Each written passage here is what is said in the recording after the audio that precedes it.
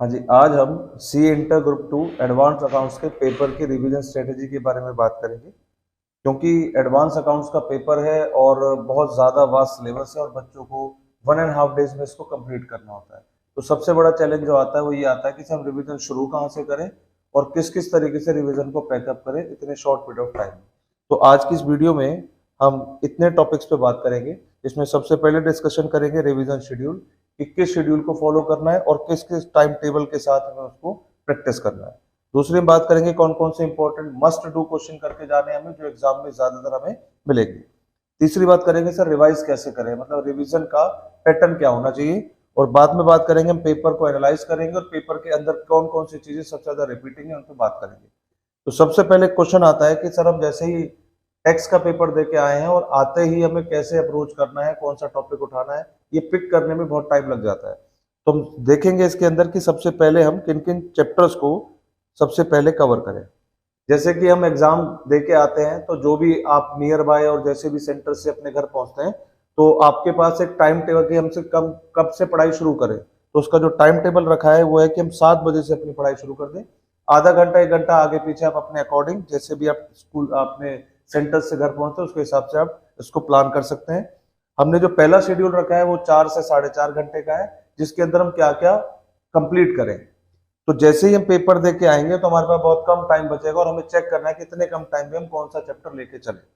तो इसमें सबसे पहले लिस्ट में रखा गया डिसोल्यूशन। बच्चे कहेंगे सर डिसोल्यूशन तो बहुत बड़ा चैप्टर है, आप पहली रिवीजन करा रहे हो।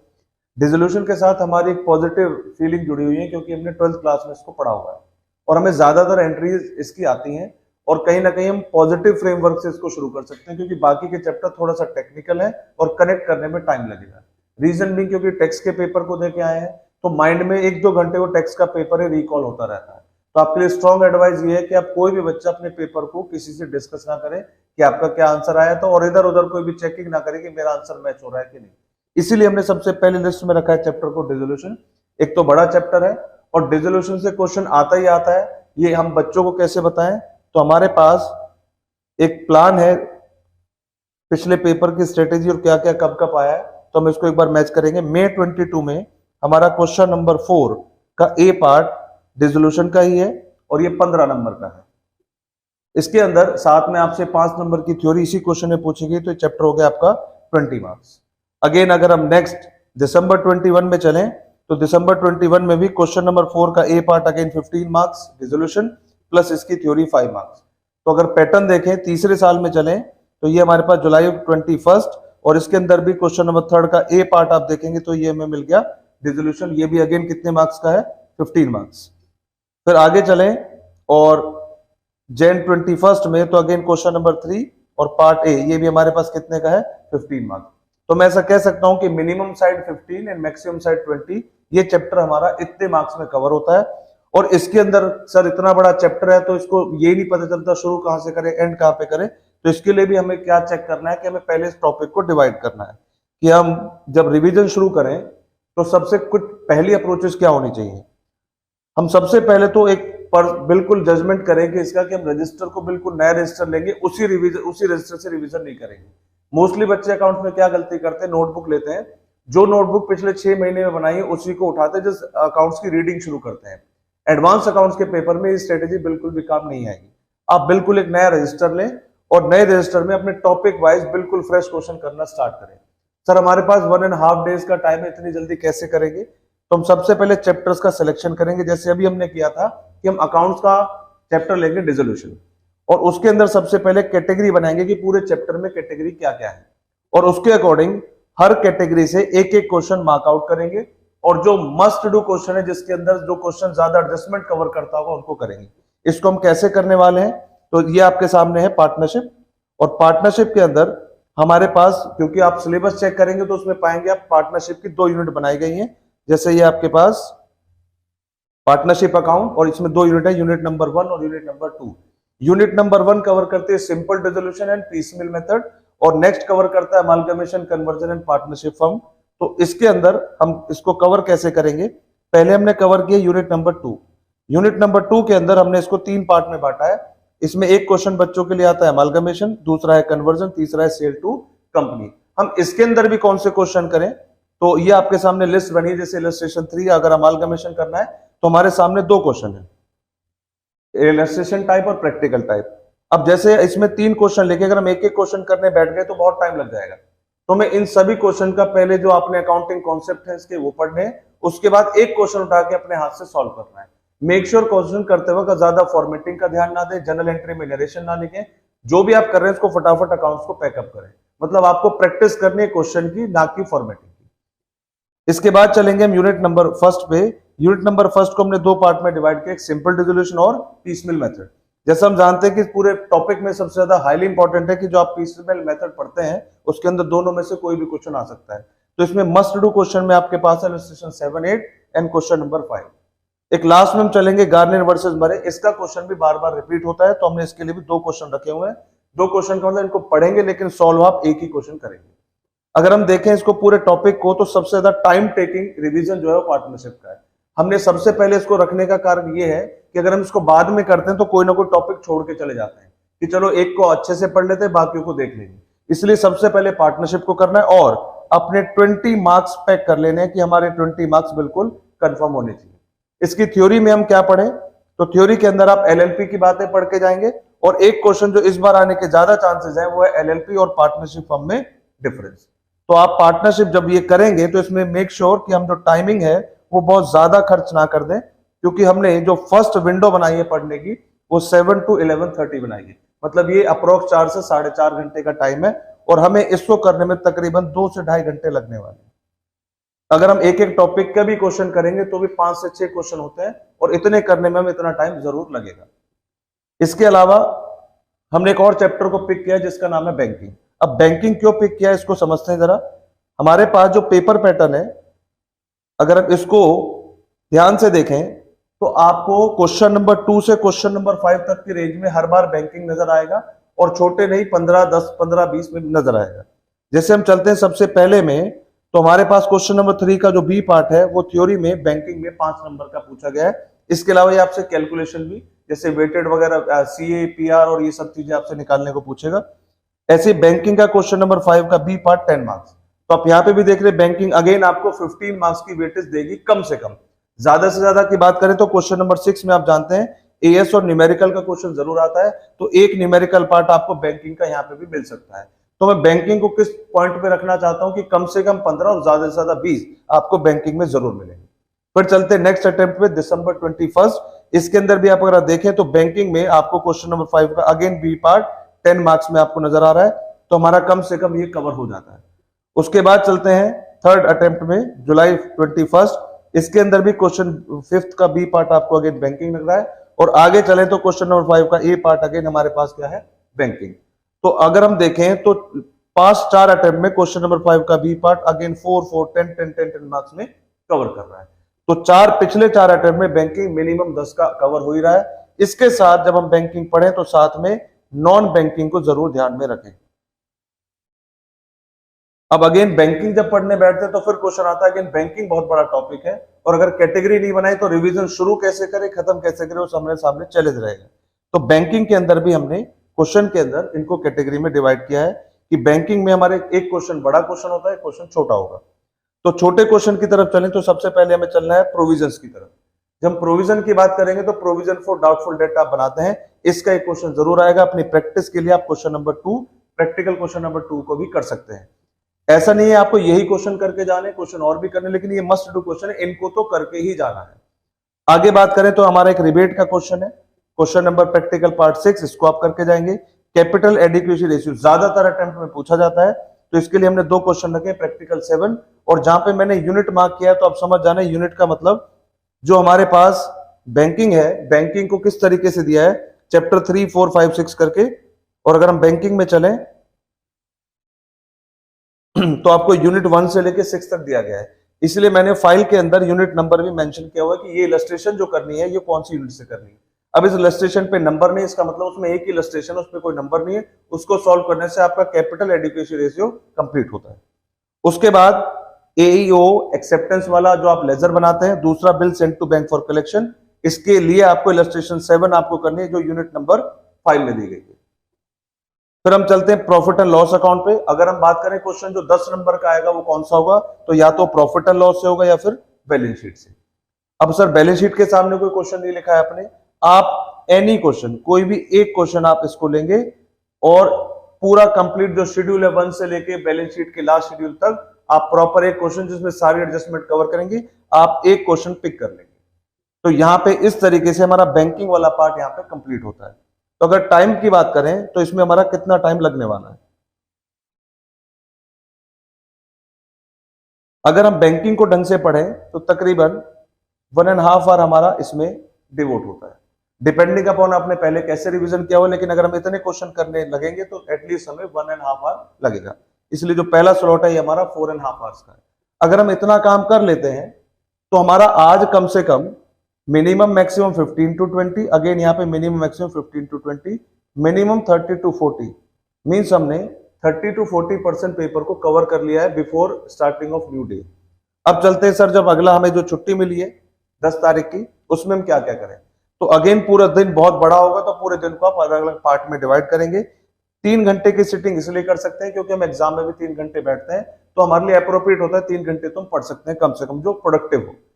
तो हमने इस लिस्ट में अगला रखा है नॉन बैंकिंग। नॉन बैंकिंग रखने का कारण क्या है, बैंकिंग के सारे प्रोविजन नॉन बैंकिंग में ही अप्लाई होते हैं, एक्सेप्ट कुछ रेट चेंजेस हैं और बड़े क्वेश्चन नहीं। नॉन बैंकिंग पढ़ने का फायदा क्या है, इससे छोटा क्वेश्चन जरूर आएगा। इसके लिए हम चलते हैं अपने पास कि हमारे एग्जाम में कौन कौन से क्वेश्चन आए हुए हैं।